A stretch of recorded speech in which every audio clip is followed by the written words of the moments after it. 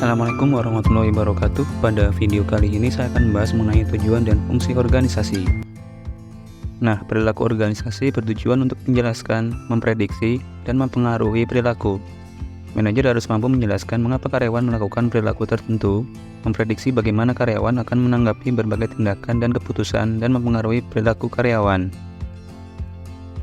Menurut Robbins, tujuan perilaku organisasi pada dasarnya ada 3, yaitu menjelaskan, meramalkan, dan mengendalikan perilaku manusia. Nah, yang pertama menjelaskan, berarti kajian perilaku organisasi berupaya mengetahui faktor-faktor penyebab perilaku seseorang atau kelompok. Penjelasan fenomena dalam manajemen merupakan hal yang penting karena membantu para manajer atau pemimpin tim dalam melakukan sasaran kelompok tim.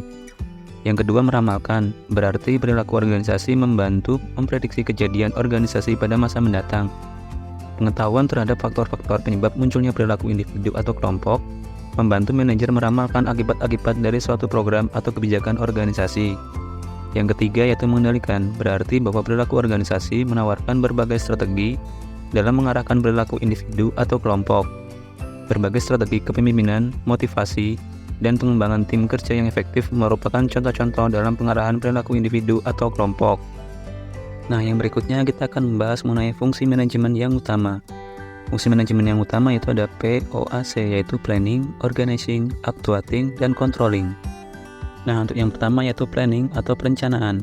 Di sini diartikan sebagai perencanaan dalam mengambil keputusan untuk melakukan sebuah proses atau kegiatan untuk mencapai tujuan yang akan dilakukan.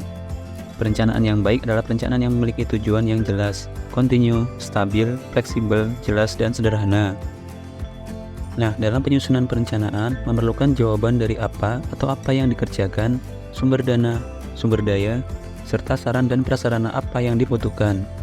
Di mana melingkupi di mana kegiatan akan dilaksanakan agar dalam proses manajemen tercakup keefisienan, kenyamanan, kemudahan transportasi, dan karyawan.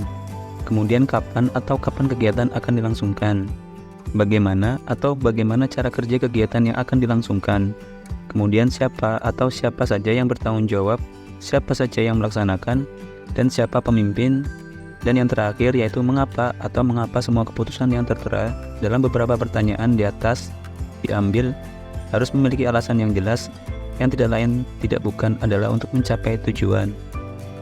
Nah, yang kedua, organizing atau pengorganisasian. Pengorganisasian nantinya akan dibentuk sebuah struktur organisasi. Sesuai dengan yang diceritakan di awal, bahwa nantinya seseorang akan ditempatkan pada posisi sesuai dengan ahlian dan porsi masing-masing. Dalam pengorganisasian ini, nantinya akan menyangkut pada tanggung jawab mereka. Tahapan kedua setelah perencanaan ini, tujuannya adalah untuk menyelesaikan perencanaan yang begitu banyak, sehingga membutuhkan banyak tenaga kerja. Dari tenaga kerja inilah, nantinya akan timbul sebuah kerjasama. Kerjasama ini nantinya akan membentuk sebuah kekuatan untuk meningkatkan mutu sehingga dapat mencapai tujuan yang efektif. Nah, yang ketiga yaitu actuating atau pelaksanaan. Merupakan realisasi dari tahap 1 dan tahap kedua yaitu perencanaan dan pengorganisasian. Dalam pelaksanaan ini nantinya akan terbentuk upaya untuk menggerakkan dan mengarahkan tenaga kerja sehingga tenaga kerja nantinya akan terdorong untuk melakukan pekerjaan dengan baik. Dalam pelaksanaan ini menyangkut tentang fungsi kepemimpinan, fungsi komunikasi, dan fungsi motivasi.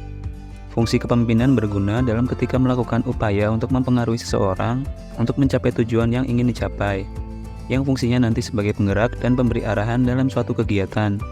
Fungsi motivasi sendiri adalah sebagai dorongan untuk melakukan sesuatu. Fungsi dari actuating sendiri adalah bagaimana karyawan dapat memupuk rasa tanggung jawab.